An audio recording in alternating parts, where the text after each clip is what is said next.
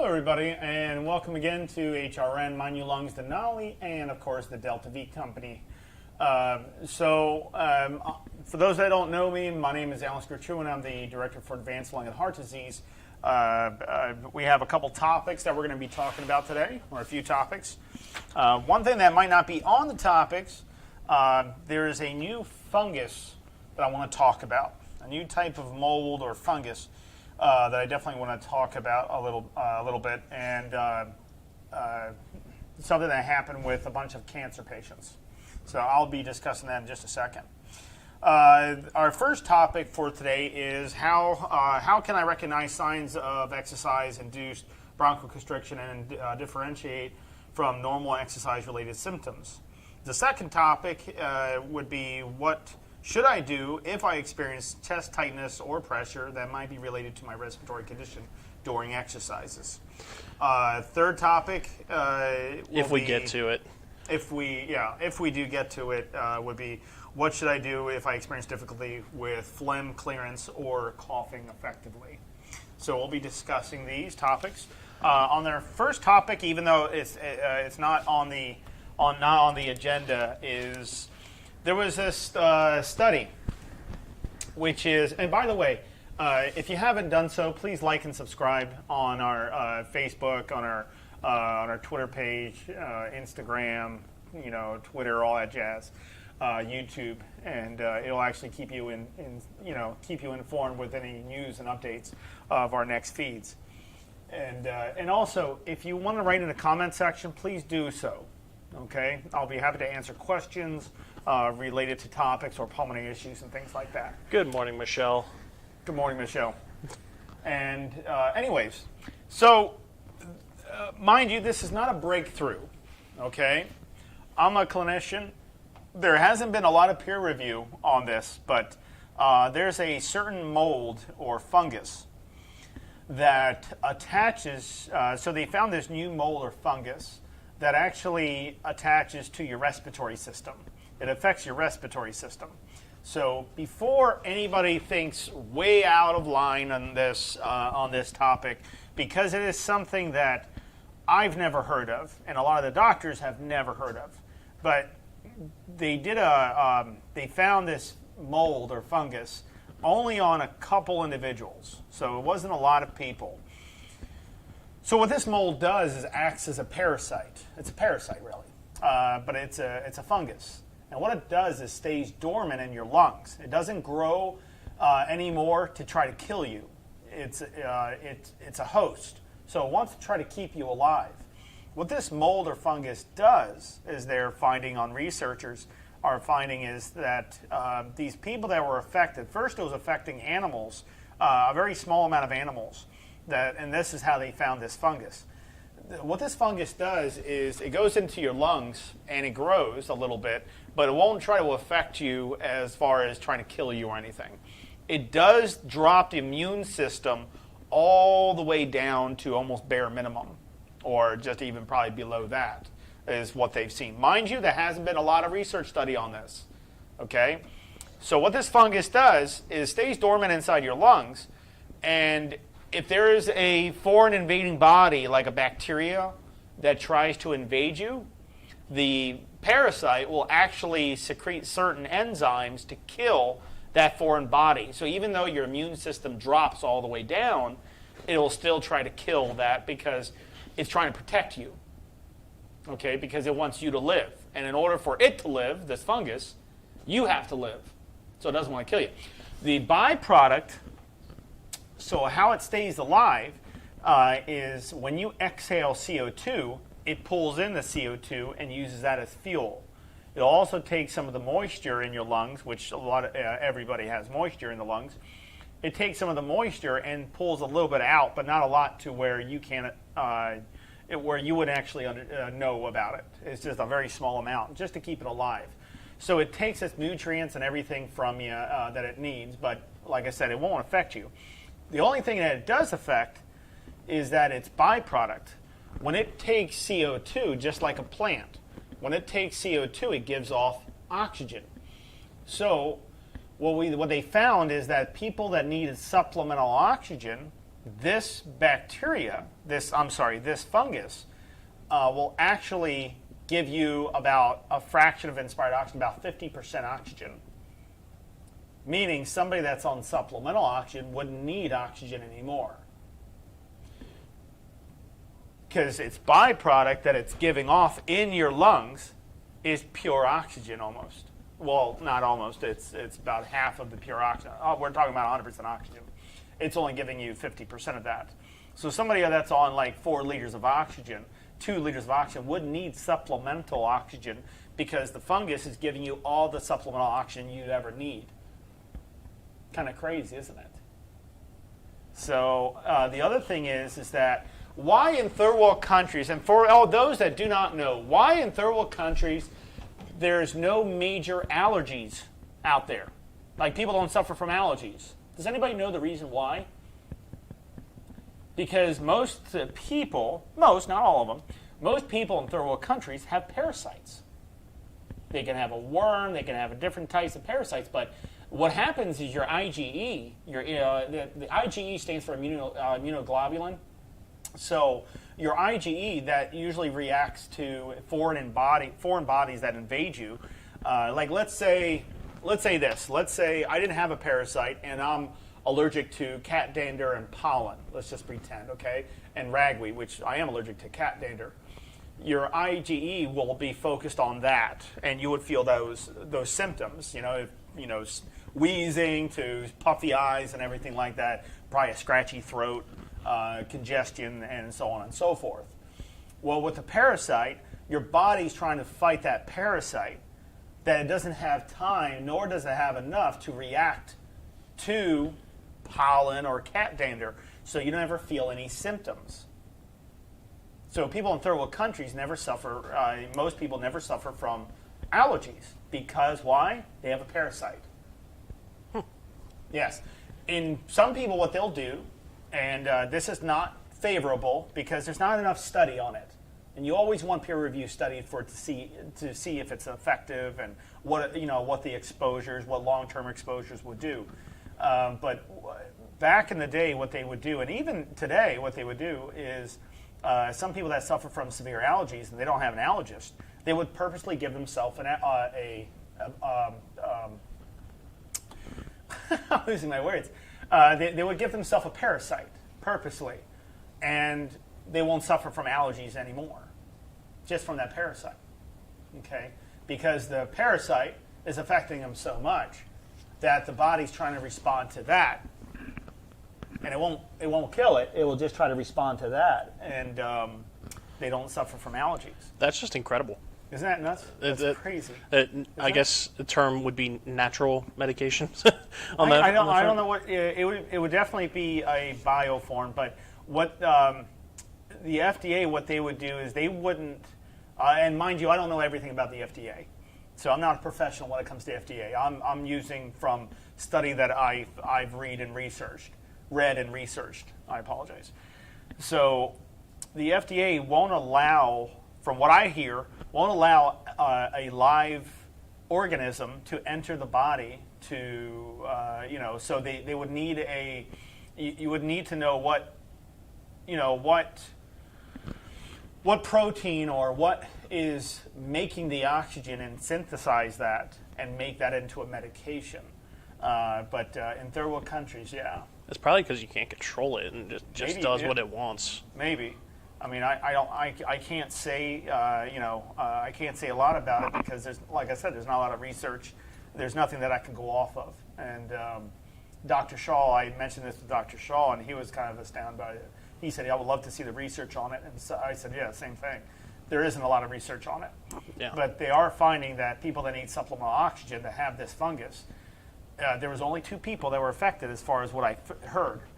2 people that were affected didn't need supplemental oxygen. They had such a high concentration of oxygen that they were wondering what is going on. So they found out there was a fungus in their lungs that was giving a byproduct of like 50% of fraction of inspired oxygen. Us humans, we only should be breathing at 21% oxygen, while 79% is nitrogen. So that just goes without saying. The other report that I found was this study, I wouldn't say it's a study. They found out, first I heard this from my wife, and then I found out from more research that this happened more often than just one time. There was about 10 people that have cancer, lung cancer to different types of cancers, but they had cancer nonetheless, and it was progressing. It was very aggressive cancer. So these hospitalists, what they did was induced a medically induced coma, and purposely gave them a fever. Okay, they purposely gave them a fever. What happened was the people that were in a medically induced coma were given a fever, and the fever reached about, I think it was like 104 degrees. So it was something ridiculous. 104 degrees, if not a little bit higher. The high temperature, get this, ladies and gentlemen, the high temperature killed the cancer. Killed the cancer. Like 3, 4, 5 years after that, they never went into readmission. The cancer was completely obsolete because of the fever went so high. In third world countries, and even in the United States, there are some people that live like hermits, and they live by themselves out in the wilderness. And what they do is anytime they get sick, I only know about 2 people. I don't know them personally, just by, there was a show, I think it wasn't Man Gone Wild or something. It was basically these people that live by themselves, but they don't have any technology. They have nothing, and they have their property, and they make their own food and so on and so forth. But what they did is anytime they got sick, they went into a sauna and purposely increased their temperature. And one day, from getting really sick and staying in the sauna for X amount of time, which I'm not sure how much time they were in there for, they stayed in the sauna, purposely increasing their temperature to sweat it out, and they killed the sickness in just one day. That's incredible. It's just mind-boggling. You know, there's this whole saying that the body can fix anything in the body that's wrong with it. You know, can fix. I mean, there's some things that you need to help with, but I found it so remarkable. I mean, could you imagine what's going to happen in 10 years from now? Could you imagine? It's not like the cure, but they're seeing that the people that have, and mind you, do not ever do anything like this. Don't go into a sauna or anything thinking that it's, you know, don't do anything that without medical guidance and talking to your doctor. Never, ever, because there's not enough study on it. They just found these things out. And the cancer thing they found out actually a bit ago, but there isn't a lot of study on it.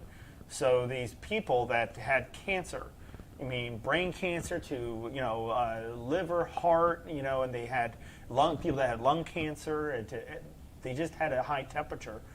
And the high temperature killed the cancer. I can't believe that actually happened. It didn't happen one time. It happened often when these people with dropped immune systems. And it's almost like when you have cancer, your immune system drops pretty radically. You know, you're immunocompromised. And I just find it so interesting that is it possible the body, you know, when it drops the immune system, is the body's response. And it's not like the body's dropping its immune system. It has no choice. But it's kind of funny how life works. You know, if you have a high temperature, instead of trying to keep it contained with Tylenol, because Tylenol and acetaminophen is actually a fever reducer, they kept the fever. And the fever was actually more beneficial. To have the fever was more beneficial than to not have the fever. Because the heat, the temperature, is what increased, what basically killed the organism. It's just mind-boggling. You know, just mind-boggling how much we're advancing so quickly. It's really incredible. Yes, it is just absolutely insane. But it's a good thing. You know, it's good insane. It's just I can't. That is just so fantastic, you know. So obviously things are going to perpetuate in the near future, I would think. So, all right.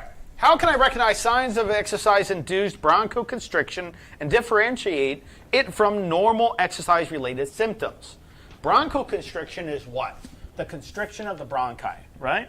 So we have a bronchi, okay? You have the bronchioles, bronchi, go up to the trachea, comes out, you know. So you got your airways. So we're talking about constriction. So what are we talking about? Asthma, okay? We can talk about asthma. We can talk about acute bronchoconstriction versus chronic. Okay, but needless to say, bronchoconstriction. So you're exercising and you're starting to wheeze, but the wheeze goes away in just a little bit versus your wheeze continues. One's an acute episode that the body took care of, while the chronic one, the body's having a hard time managing. And then you would use a certain medication like albuterol to dilate the airways, so the constriction is dilated. It's not constricted anymore, it's open. Your airways are open, making it easier to breathe. So how do you know if you have exercise-induced asthma? Well, it goes without saying. You exercise, it's not necessarily because you get very out of breath, because that can be, being out of breath can be, like completely out of breath can be like, I have high anxiety, I have maybe, I'm not breathing well, I'm out of shape, completely different from a disease, Being out of shape is not a disease. Sorry, it's not. Being out of breath is a normal body response unless you're sitting down doing nothing and you're completely out of breath doing nothing. Unfortunately, people like to treat being out of shape like it's a disease. Yeah, people, yes. The one thing I found is that everybody that I've seen as far as patients, they're so good at being devoted as being a patient that they forget how to be a human, how to be themselves. You know all too well how to be a patient, but you forget how to be alive, that you forget how to be you. I feel like that's an accountability factor. It is. Because when somebody feels that they're a patient, they feel that every symptom of feeling out of breath to, a little increased work of breathing to, well, that's work of breathing, that's out of breath, but increase in heart rate, and things like that, people find that, okay, it's my disease causing that. That's a patient being a patient, right? That's a person being a patient.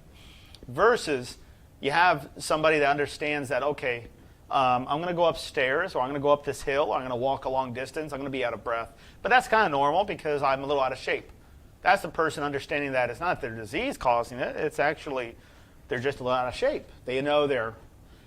Well, my point is that you have to understand that being a patient versus being a regular, Mary or Joe, just being an average person, or being not even an average person. I guess I'm being a little ambiguous.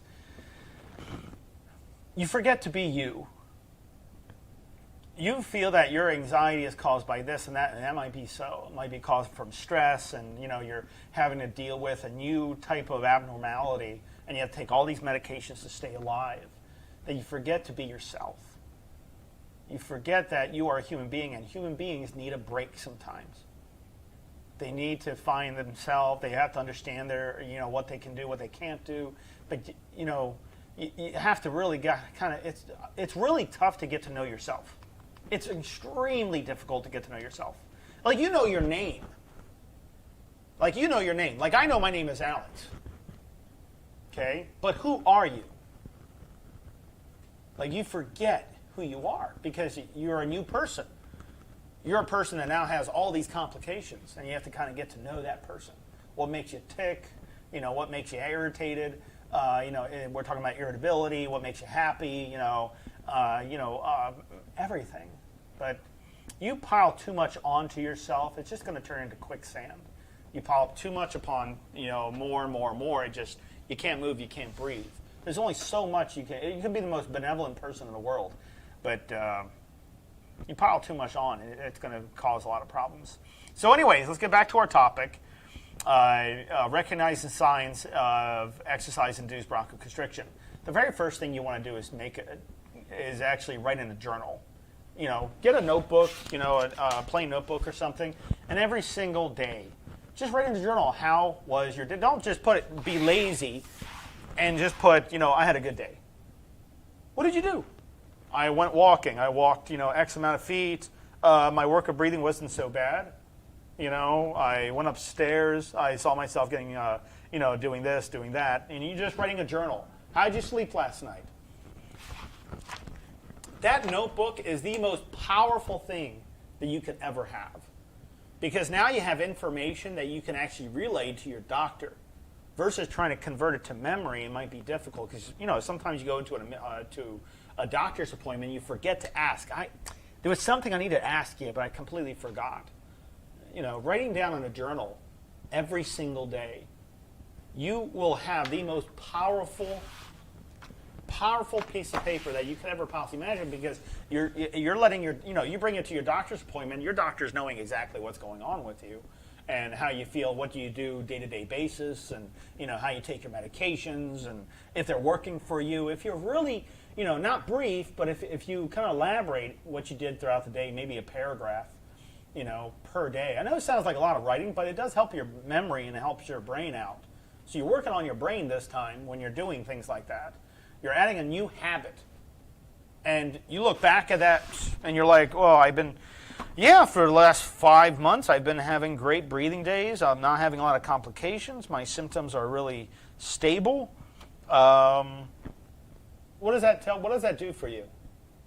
That reassures you. Because it's you doing it.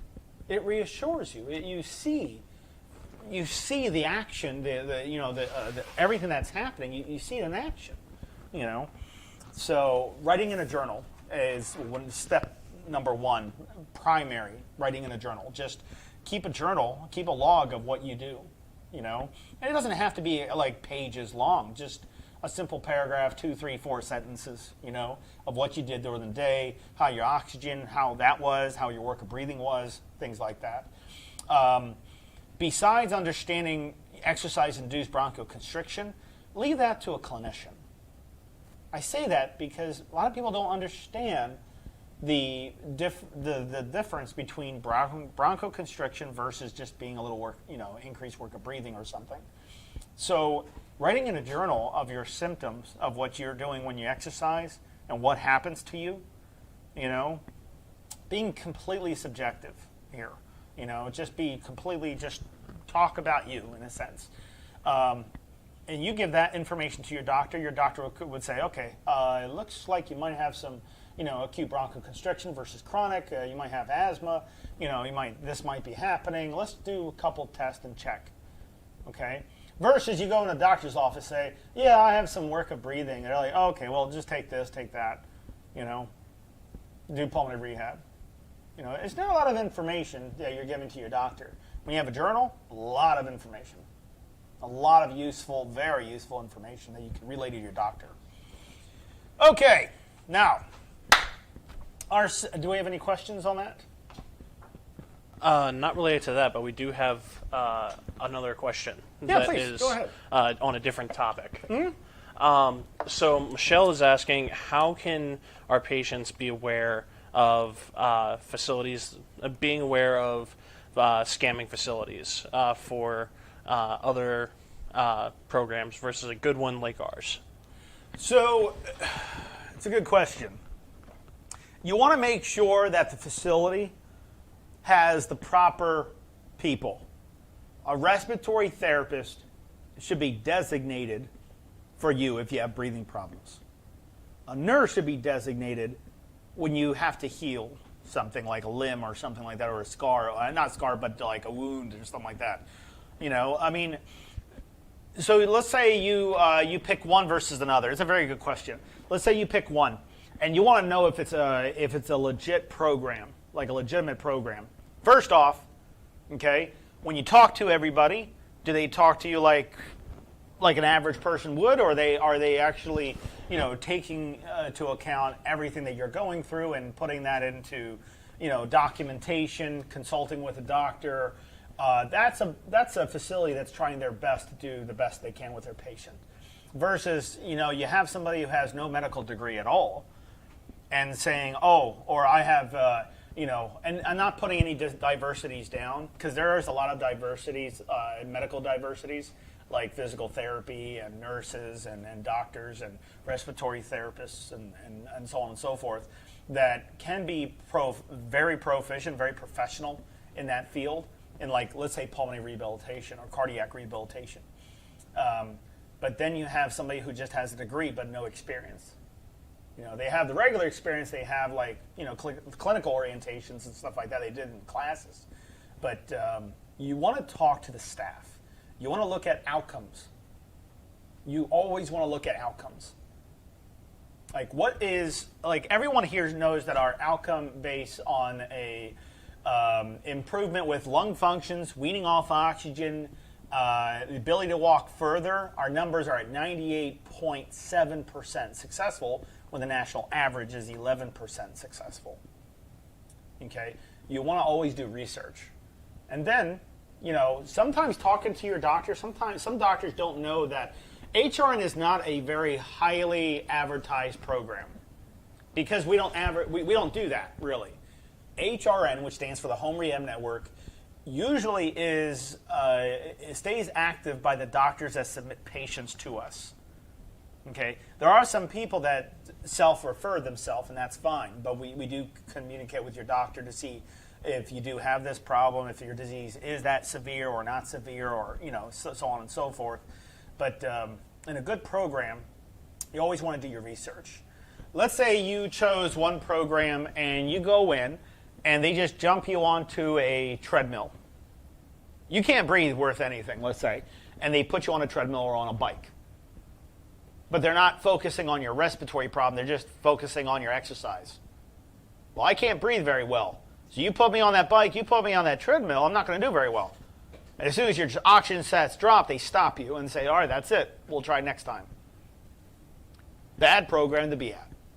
Because they should be educating you on what your disease is, how do you handle it when situations get worse, what types of medications you currently take. Let me talk to you every week. Let me talk to you at least once a month, about how you're performing. If they're not doing anything like that, they're not being, active with you. They're treating you as a number, not treating you as a person. Also, Michelle, I just went on that pulmonary rehab facility that you mentioned. I just went onto their website. You don't even see who is on their team. You don't know if it's a respiratory therapist. Yeah, you always... You have to know who you're working with. Which one did she ask? Carta Health.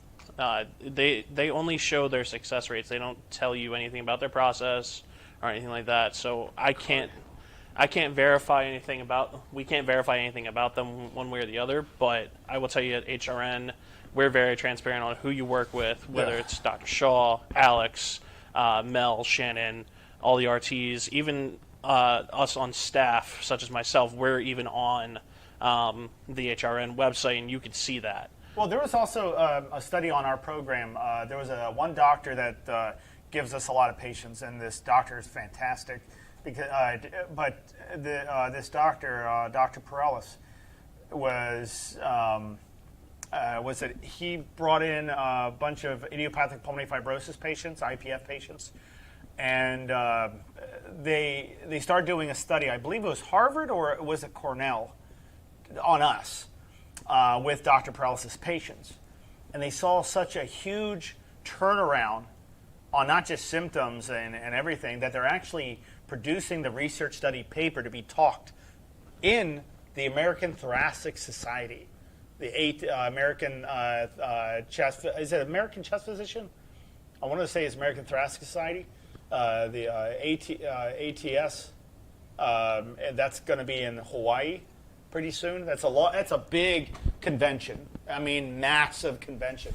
And they're going to be talking about, the performance and how, pulmonary rehab, especially our program. A lot of people get confused about our virtual program. Virtual sounds like it's animated and things like that. Our program is a video communication system. Okay? So our program is a video communication system, meaning you interact with therapists, live therapists, that are on, like, you ever use Skype or FaceTime? We use Zoom. So that's what our program does, because it's live video interface. So it's live. The people are live. They're not animated. It's not AI. It's real people, real therapists that are very experienced, and we work with those patients through video communications. Just like if you were sitting in front of me, okay, and I tell you to pick up your incentive spirometer, hold it up, I can do the same thing through a video without you having to be right in front of me, because I don't have to put my hands on you for you to do something that you can do yourself. Like pick up your incentive, pick up your flutter valve, pick up something, and I'll show you how to do it. I'm showing you how to do it, and we work out together. That's what HRN does. It's a telemedicine company, but it's a telerehabilitation company, not really telemedicine, because we don't prescribe medications. What we do is fix the problem for the doctors and for the patient, and that patient doesn't have to return back to the hospital. They can enjoy their life, and live a very long life, regardless of severity of disease. Plus, Michelle, if you look at their success rates, they're nowhere near as high as ours. Yeah. Also, in that what Alex just described is the real difference.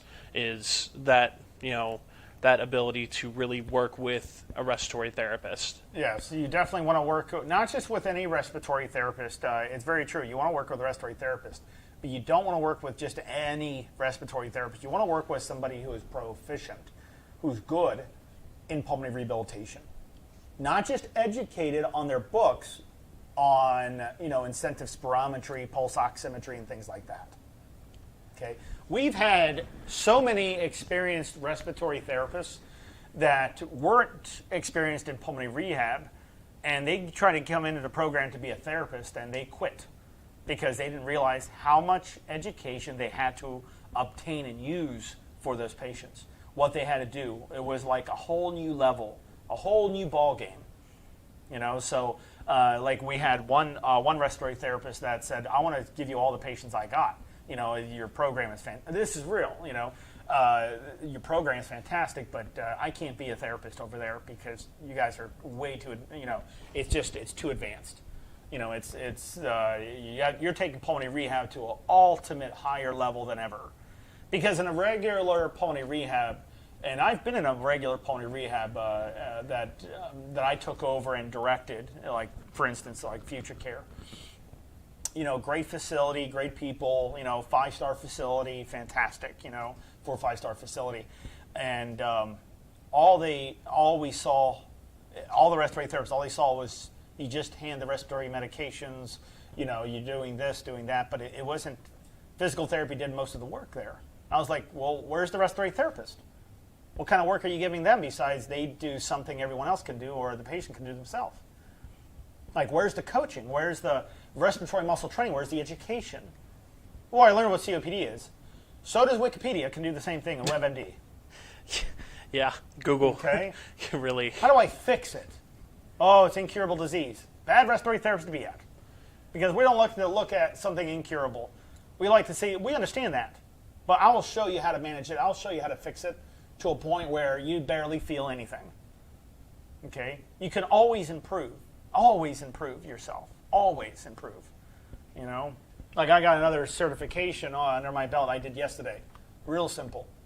And it was enhanced oxygen intake and looking at this for diving.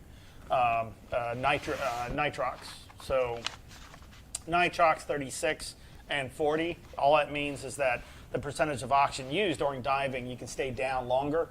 And but looking at, and this is a good note to bring up for this, is it literally states that, yes, you can go diving for a longer period of time, but you also have to look at oxygen toxicity,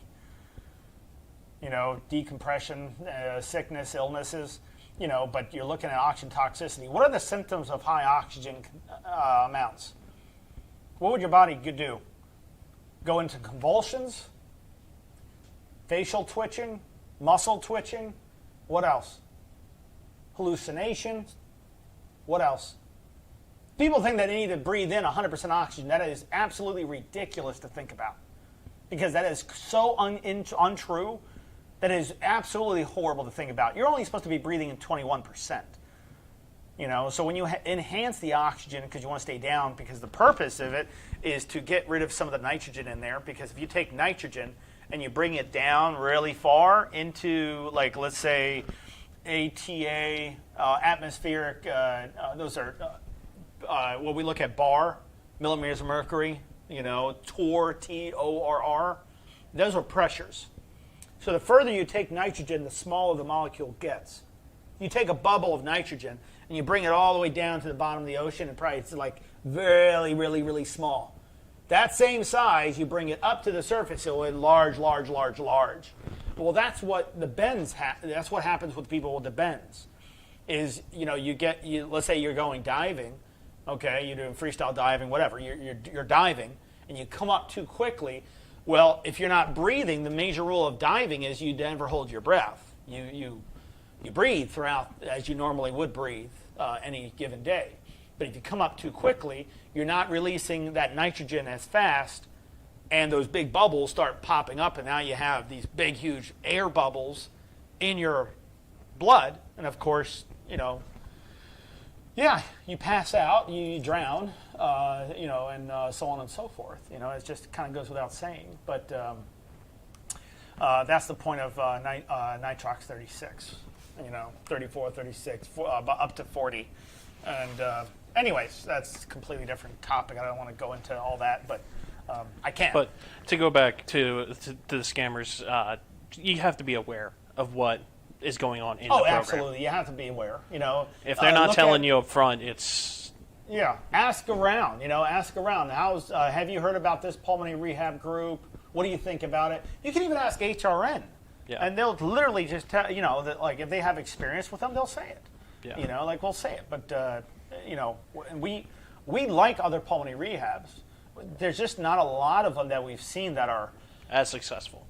Yeah, and I hate to say that, but they're getting up there. They're trying, okay? Yeah. There's a lot of good pulmonary rehabs out there, don't get me wrong, not just HRN. But there are a lot of them that are not. Yeah. You know? So you have to be aware and do your research. Yes. So we do have some questions, but we have some nice comments from Diane and Michelle.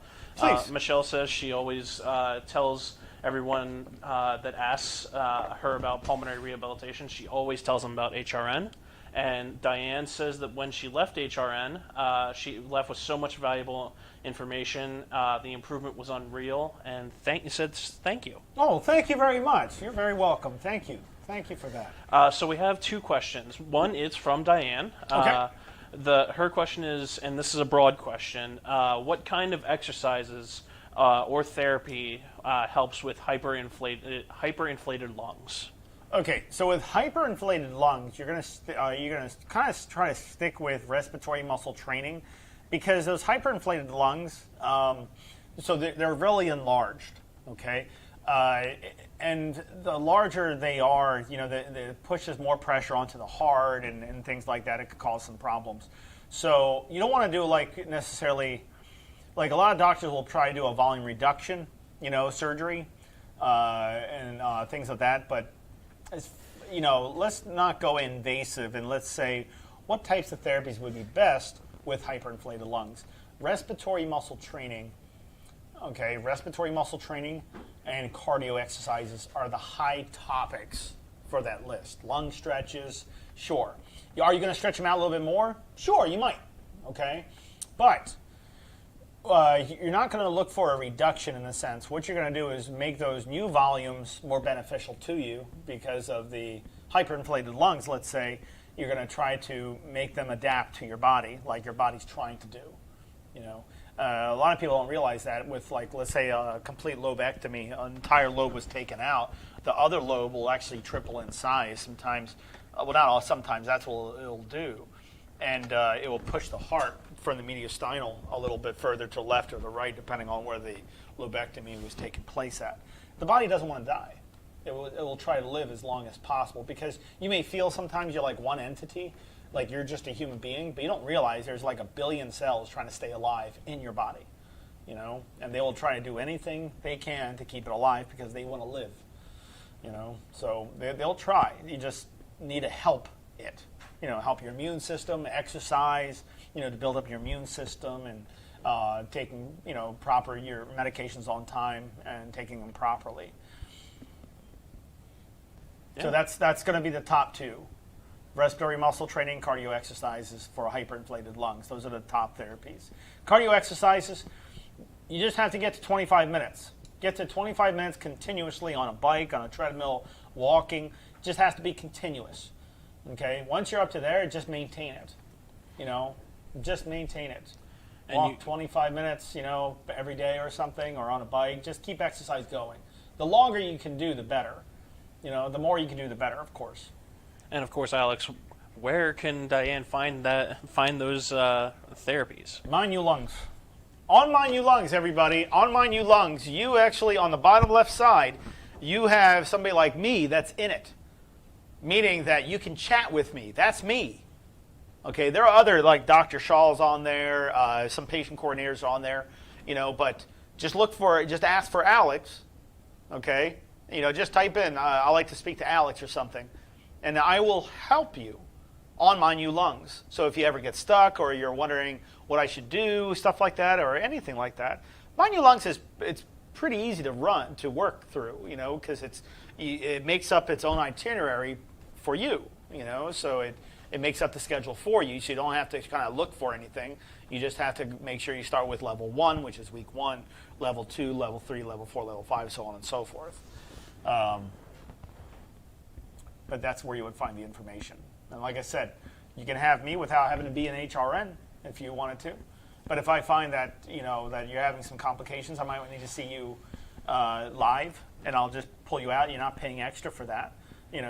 I'll pull you and I get to see you live, like through FaceTime or something, or through Zoom, and help you out and see where the problem's at. Because maybe on the voice, maybe it's confusing for me, and then I'll say, "Hey, Diane," or somebody. I was like, "Let me see you through Zoom really quick. Go on to my Zoom, and here's my link. Just click on that, and I'll see you in a second. And I'm just going to talk to you like 5-10 minutes or something, And you're not paying extra for that. That's part of the subscription. Is use it, because you'll get a helping hand. Use it as much as you can. Pamela says, great program. Thank you. Thank you very much. Thank you. This next one comes from Sandra from YouTube. Love it. She says, Hi, Sandra. I have been diagnosed with COPD, specifically emphysema. Okay. That she has been wheezing when she's trying to work out pretty regularly. So does that mean she also has asthma? She can feel her lungs restricting. Okay, no, it doesn't necessarily mean have asthma. Mind you, it's not definitive unless a test is done. But if you're feeling that, why aren't you in our program? If you're having those, give me a shot. Give me a shout out. Just reach out to me. I'll be happy to talk to you, and you'll talk to me personally. Yeah, just give me a shout out. Go on to Mind You Lungs, go to HRN, and on the bottom left side there's a chat window, and when I pop up, just ask me a question. Just ask me a question, okay? If you want to talk to me directly, you just call our phone number, which is at 410-871-4601. Okay, you just call that number and just ask to speak to Alex, and I'll talk to you. No problem at all. Sorry for that. That's all right. I was trying to put the phone number in the yeah. chat. I'll get to that eventually. In terms of for any more questions, please feel free to ask them in the comments section down below. Alex, do you have anything else to add to Sandra's question before we move on to our next topic? No, I would love to work with her and see see how much I can kind of fix out those symptoms a little bit, where she wouldn't have to struggle so much, especially if she's feeling that she's wheezing a lot. That might be, some bronchioconstriction. But I would like to ask questions I shouldn't be asking on here, because it's HIPAA regulations. And I know you're not a patient of ours, maybe, but I definitely would like to ask you some questions. That might be a little personal, private. Okay. All right, so Alex, our next topic, while we wait for some more questions, what should I do if I experience chest tightness or pressure that may be related to my respiratory condition during exercises? So this topic 2 kind of relates to topic 1. is the experience in chest tightness or pressure.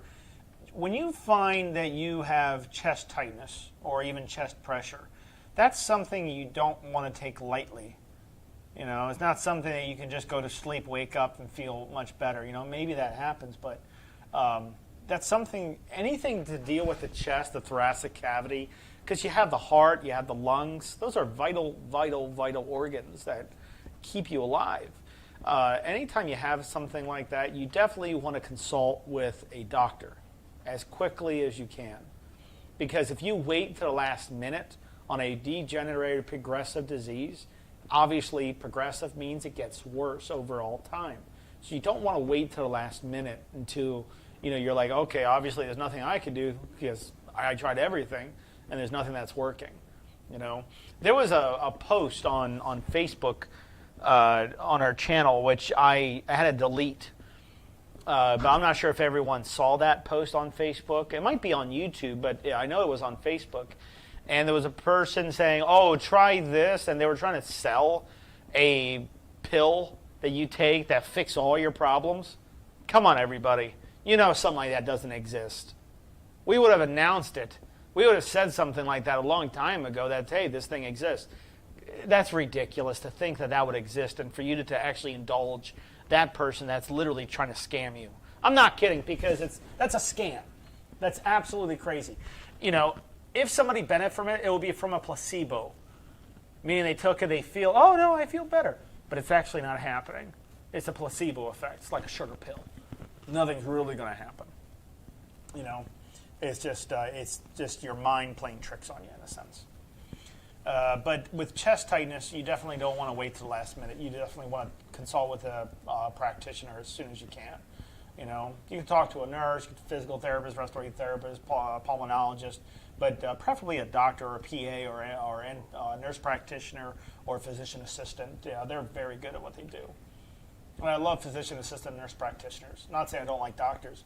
It's just the physician assistants and the nurse practitioners are they do a lot of work. From the ones I've seen, they do a lot of work because they work as that head clinician, but they also work with the patients like intensively. They're very intensive. Sorry. But yes, I hope that answers topic number 2. Yeah, I think that definitely does. So what you should do: call your doctor. Okay. Don't wait till the last minute on something like that. Definitely call your doctor. Even if it's just a little bit, something that's progressive, a little bit will soon turn to worsen. Okay?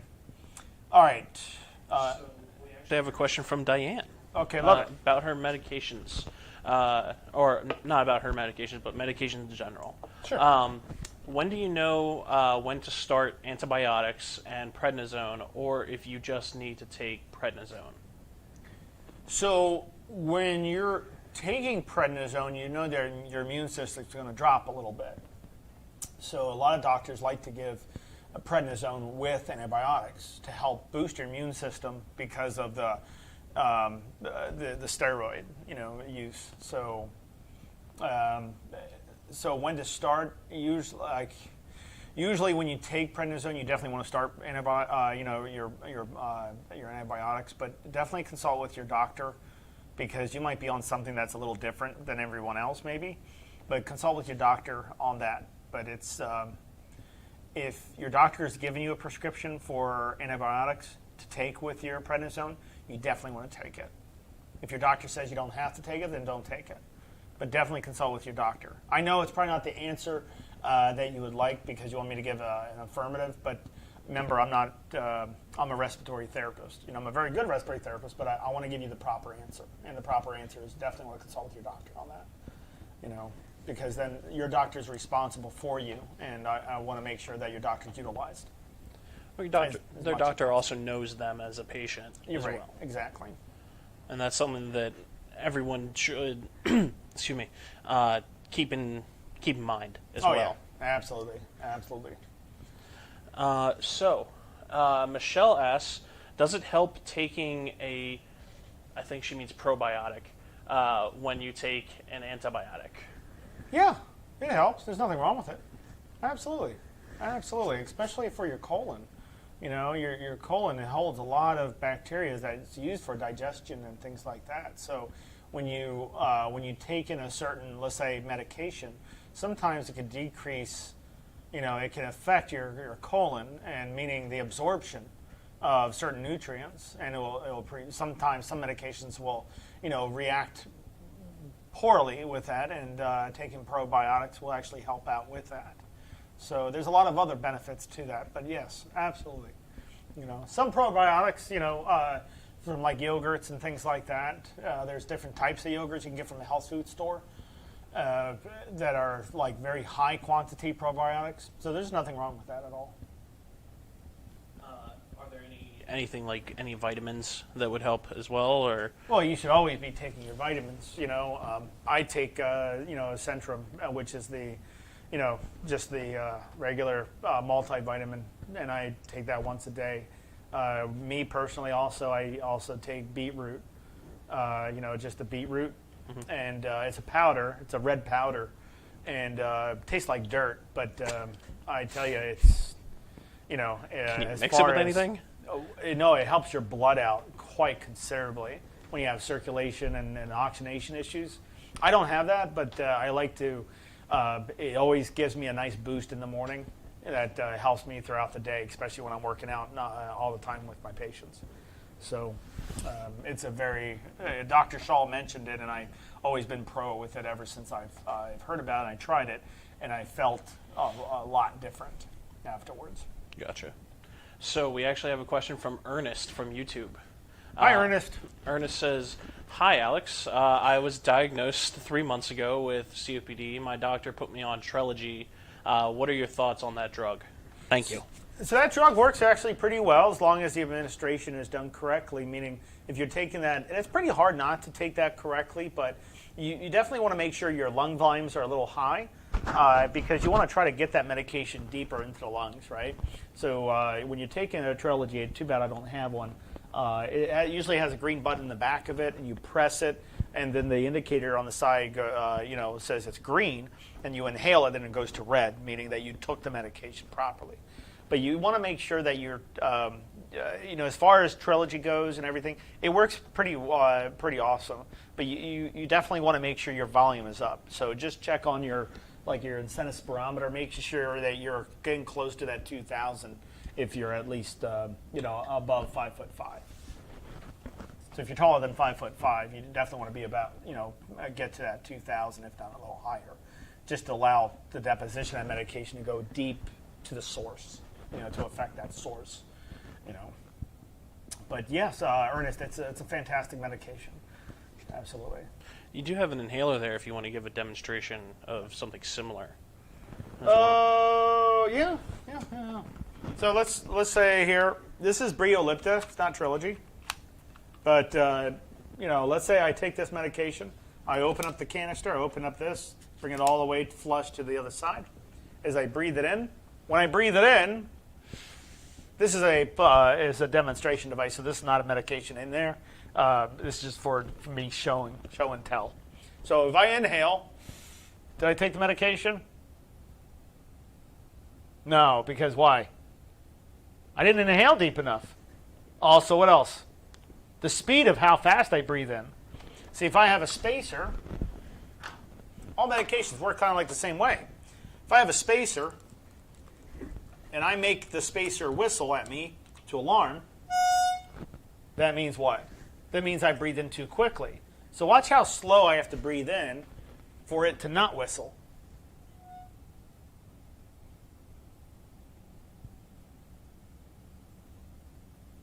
That's slow. That means with these medications, you should be doing the same thing. Because if you breathe in too fast, simple physics from the powders will just hit the back of your throat. It's not really getting in there. It might get a little bit in there, but not a lot's going to get in there. You want to make sure your dosage, the right amount of dosage, is getting deep into the lungs for it to work. So when you're taking a medication, especially if it has a steroid in it, you always want to make sure you rinse your mouth out by swish, gargling to get the back of the throat and spit. And just make sure you spit. You don't swallow it. Just spit it out. Okay. So on medications, deposition of medication is very incredibly important. So when you're inhaling a medication, just make sure you're using it correctly. If you don't know how to use it correctly, simply ask your doctor or come into a clinical orientation with us. This is where new patients come in. They don't have to be a patient of ours yet. They just talk to me personally. And there's a lot of people coming into the program and that you'll see in there. But you can ask your question about, yeah, I have this medication. I'm not a part of the program yet. I'm just want to ask a question. That's fine with me. I'm not going to force you to sign up for something you don't want to do. I definitely want to work with you. So simply just going into orientation. To get into orientation, just call HRN up and just tell them you want to go in for orientation. That's it. They won't ask any questions besides what's your name and how to get a hold of you to make sure that you attend. Because they want to make sure they give the link over to your email or something just so you can get that link to click on it to come on to Zoom to see me. Right, and the phone number is in the comments section. Yes. So you can just use that as a reference, or you can click on that. You just need to scroll up if you need to find it. But yes, absolutely. Or go straight to our website, homerehabnetwork.com. No big deal. Yep. All right. Any other questions? Not at this time. We have about 4 minutes left. Do you want to tell everyone about either Delta V or My New Lungs before we sign off? So the Delta V, remember what a Delta V is? I've been asked a lot of questions about can I use something else like the breather or coffee straws? You want a flow management system. The Delta V has that. So when you attach it to the incentive spirometer, you're using the flow management system, that flow meter on your incentive spirometer, to make sure the inhalation, the speed of how fast you inhale, is the right speed. Because if you breathe in too slow at a high resistance, you'll be able to do it. But what makes the resistance, the weight of the resistance, what makes it correct is the speed of how fast you inhale. Okay? It's like taking a plunger. You know what I'm talking about? It's like taking a syringe with a plunger in it, like a normal needle syringe. If you pull it really slow, it's easy. But you try to pull it fast, it'll give you a lot of resistance because you're trying to get that air in or whatever fluid you're trying to pull out of it. And you're trying to pull in really fast, it's going to increase that resistance a lot, that pulling, right? It's going to increase that. So it's how fast you inhale that makes the resistance correct. If you breathe in too slow, the resistance might be so minimal because you're breathing in too slow and you're trying to get to a weight of at least 8 pounds and stuff like that of resistance when it's only maybe like half a pound or maybe a quarter of a pound or something like that. So Delta V's are the ones that we use in My New Lungs. It's the ones that we use in HRN. When you get into My New Lungs, if you ever want to be monitored, meaning this is covered by insurance, by the way, so you don't pay anything. But if you want to be monitored, so let's say you don't want to be an HRN because your work schedule, even though we would work around your work schedule, but let's say it's not as convenient. Let's just pretend, which kind of hard for it not to be convenient, but anyways, because you pick your own times. But anyways, let's say you want to be monitored. You want a clinician like me to monitor your vitals and your what you're doing and making sure that you're always improving and not staying the same. You have to do some work. You got to do some work on yourself. And keeping well enough alone is not going to help. You wanted to just get an opinion, second opinion, peer review. You want to get a second opinion from a clinician. So I would love to work with you if you ever want me to. So yes, Delta V's are the #1 devices. Why do we say that? Because that's how we rehab and that's how we got high success scores with patients being happy. We use those devices. The old saying, don't fix something that's not broken. Yeah. It works. It works wonders. So it's cheaper, easier to clean. It's not very difficult to use. It's pretty simple, Other devices have different knobs on them that you want to adjust for. That's not really that relevant because I can easily just on inhale, working on my inhale, like let's say on a 6. On exhale, I can turn it down if I want to work on my exhale, but you can use the same number for inhale and exhale. It still benefits you. But it's a very simple device to use. Ernest says thank you. He's been watching for a while, and you've educated him so much. Oh, thank you, Ernest. I really appreciate that. Nothing but love for you, man. Thank you. Rebecca says thank you, as always. So helpful. You're very, very welcome. So before we sign off, does anybody have any other questions? Alex, do you have anything else you would like to share? I don't think so. I know HRN is definitely a very high-level program.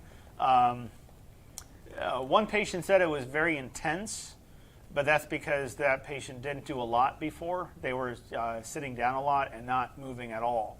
So maybe intense is not the right word she should have used, but that's okay. If she felt that it was intense, it's because we try to say, no, come on, you got to move. Let's go. Come on, let's get up. Let's start moving a little bit. I can't breathe very well. Let's do this. Let's see if how this works. That didn't work. Well, we're going to try something else. We're going to try something else, until we find what works best for you. And then we'll use those as tools to help you along the way. But it's the accountability factor that we discussed earlier. Don't ever be afraid of entering in our pulmonary rehab program. It's not intense. But we're going to make you do something. You have to, because you're not here to. Our outcomes will look poorly if we just said, all right, do this, do that, and that's it, and never followed up with you. Our outcomes would be horrible. We wouldn't be at 98.7%. The reason why we're at 98.7% which is almost near 100% successful.